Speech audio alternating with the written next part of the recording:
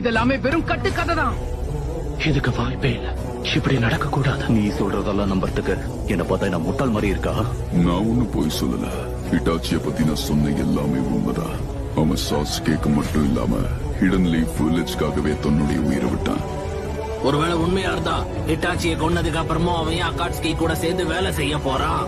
நடந்த எதுவுமே உங்களுக்கு தெரியாது.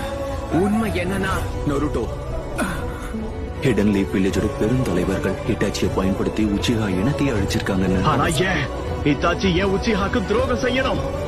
ஹிட்டாச்சிக்கு 4 வயசு. அப்பவே பல பேர் சாகிறத அவன் கண்ணால பார்த்தான்.